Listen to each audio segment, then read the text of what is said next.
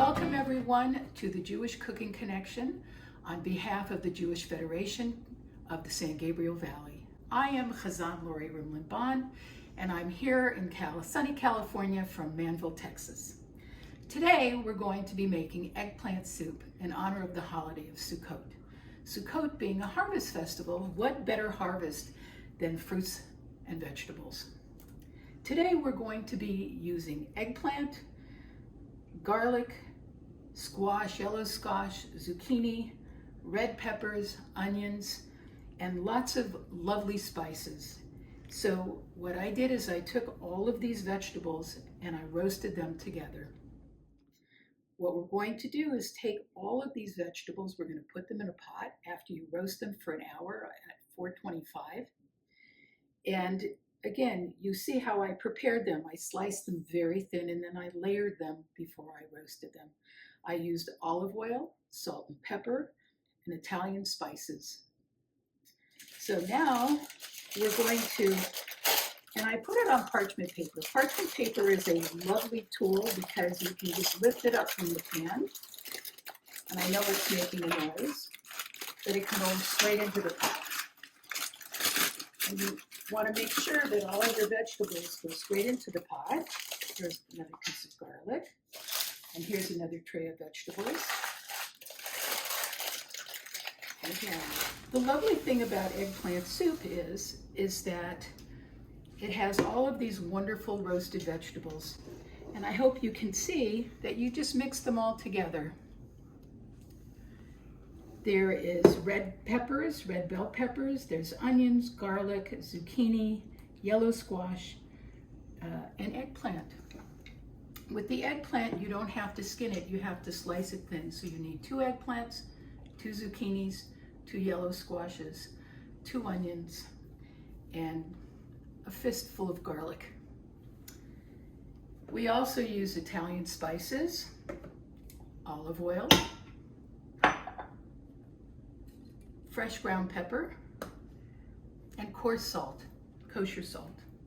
If you don't like coarse kosher salt, you can use pink Himalayan salt, which is also lovely.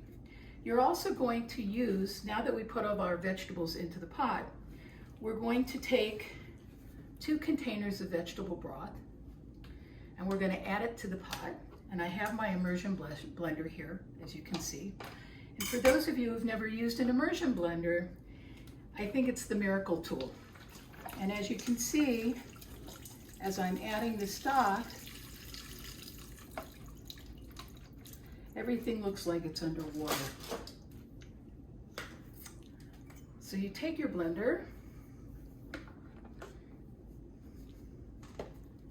and you start to blend. Don't be afraid to make a noise. Don't be afraid that everything looks kind of funky because it's going to start changing colors. Once it's all blended together, it'll have more of a red cast to it. And you do circular motions until everything has been finely chopped and pulverized. What I like about this is already it looks like it's a whole different consistency. I'm going to hold this up so you can see. I'm going to move this over here.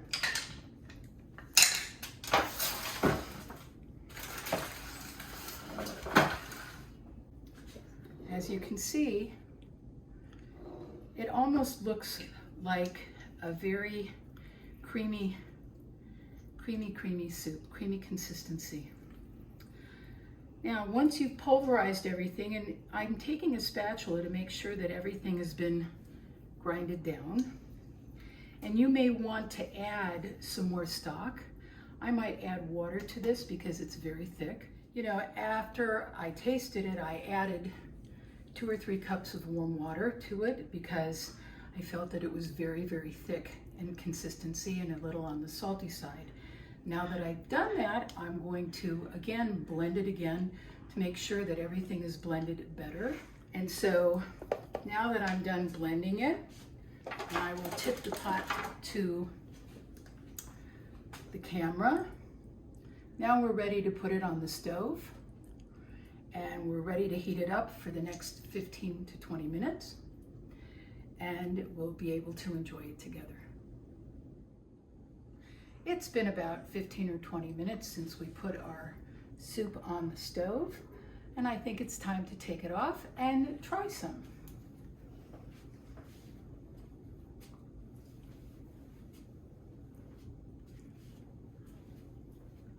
What's lovely about the soup, as you'll see, it has changed color.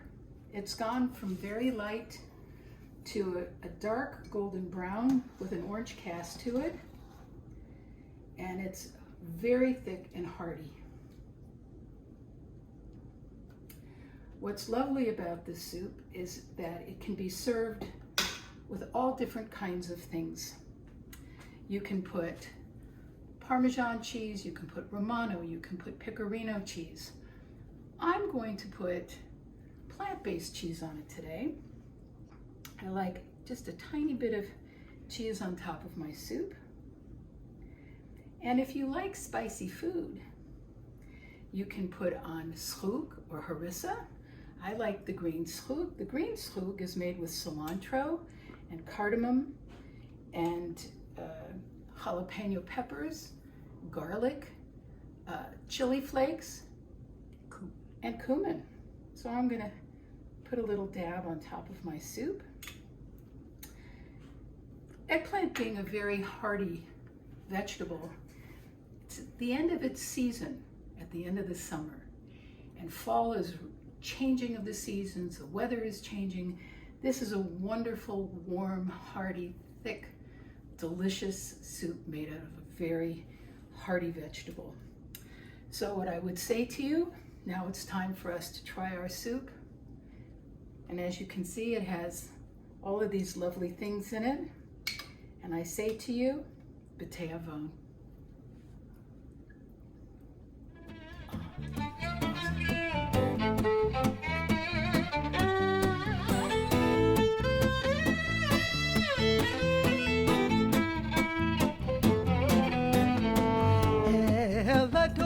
כל המעשים ברוך ומבורך בפי כל נשמה גדלו וטובו מלא עולם דעת ותבונה סובבים אותו המתקהל על חיות הקודש ונדע בכבוד על המרכבה זכות ומשור לפני חיסו חסד ורחמים לפני כבודו טובים